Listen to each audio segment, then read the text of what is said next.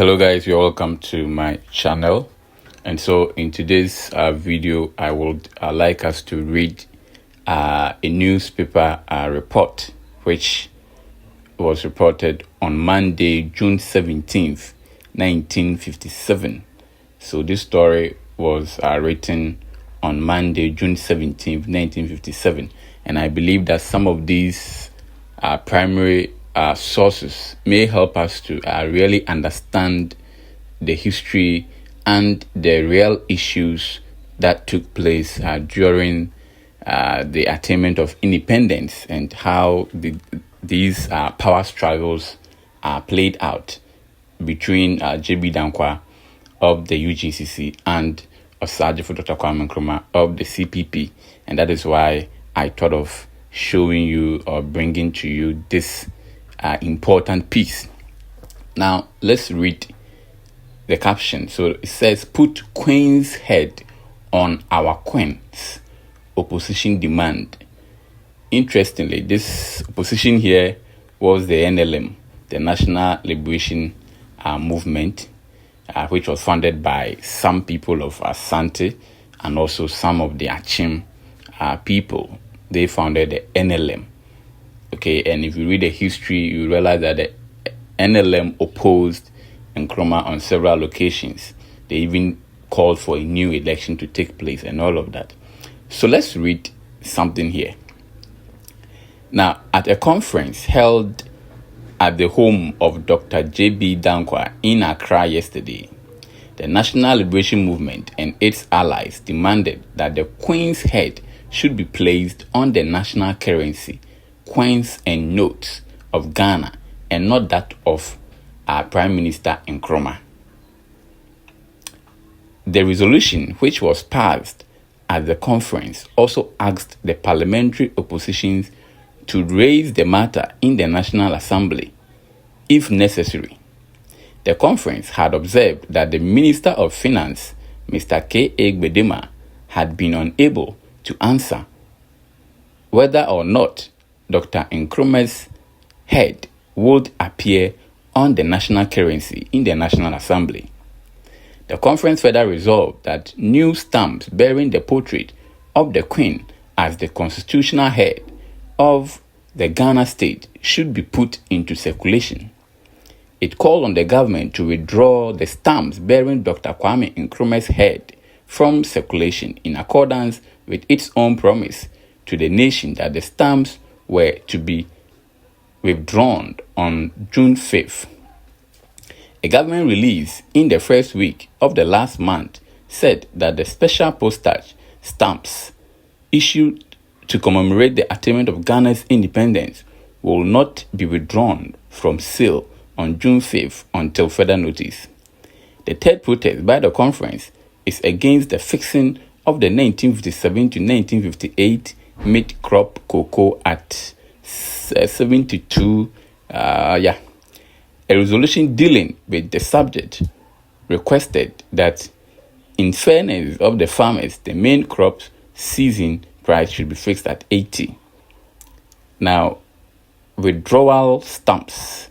The fourth resolution demanded that the Ghana government appoint a national committee on which the Ghana Motor Drivers Union should be represented to examine the new traffic regulations before they are enforced.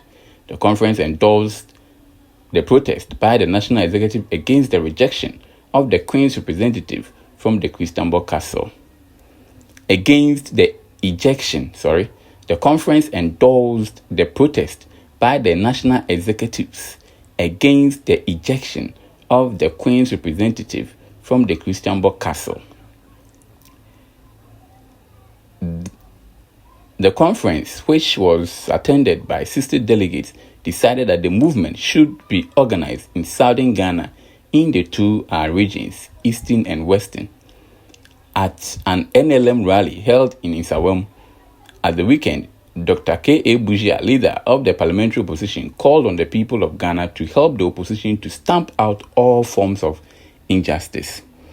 And this is very, very, very interesting and revealing. I mean, it was my first time of coming across this piece. I think two things strike me here. first thing was the conference resolved to put the Queen's head, demanded that the government puts the Queen's head on the new currency as opposed to the first prime minister of the country. Again, they also said that they also reject the ejection of the Queen's representative from the Christianborg Castle. So many questions runs through my mind right now. Was it that the NLM had issues with Ghana gaining independence, or they had issues with Nkrumah being the first person to lead or to be in the history books as the first president of the First Republic?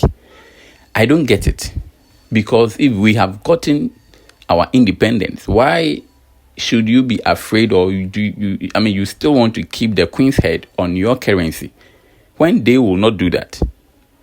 Again, why would you reject the ejection of the Queen's representative from the Christianborg Castle if we are independent? What would the Queen's representative be doing in the Christianborg Castle, which was supposed to be the countries where the executive was going to live? I speak to you this evening rejecting completely the notion that Ghana was founded by one man. So, will this be the reason why the 2 cedi note, you remember in 2021, the 2 cedi note, which bared the image of Nkrumah, was taken out of circulation? Do you remember? So now none of the currencies has Nkrumah's image or head. The head of Nkrumah was a problem. I guess the head of Nkrumah was really a problem to the opposition. Come on, is there something else? Is there something else? The head was really, really troubling some people. And I think that as a country, we should come together and unite. Some of these fights, I think, are still going on even today, and it doesn't fare well. It is not good for us to be fighting inwardly, and it's something else, because I just don't get it.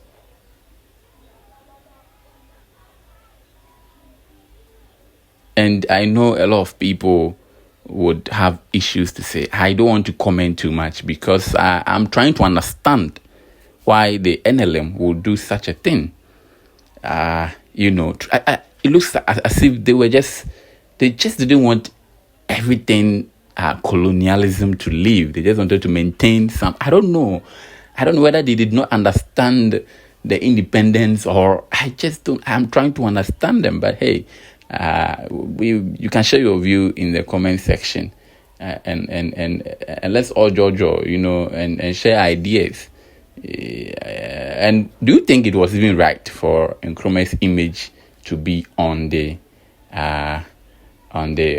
currencies? And I also think that had the opposition, I feel that the opposition should have, go closer to Nkrumah, because you guys started the whole thing. So I'm thinking that the opposition should have go to Nkrumah to work with him and build the country together. I believe that would have been the best solution for us, instead of them to oppose everything that Nkrumah did. And today our suffering is partly because of that, and this has been the genesis of our politics in this country. Because the NLM were in opposition, they didn't like anything that Nkrumah did. Even when the thing was good, they would oppose it. They would say all kinds of bad, comments about a very good thing that Nkrumah was doing. And that is what has, generated, and today that is what our politics is all about. We talk about things. Opposition talks about things, even when it is good, they comment, or they don't even, give, give, credit to the opposition or the government in power. They always want to discredit the government. And I don't think we run a country like that.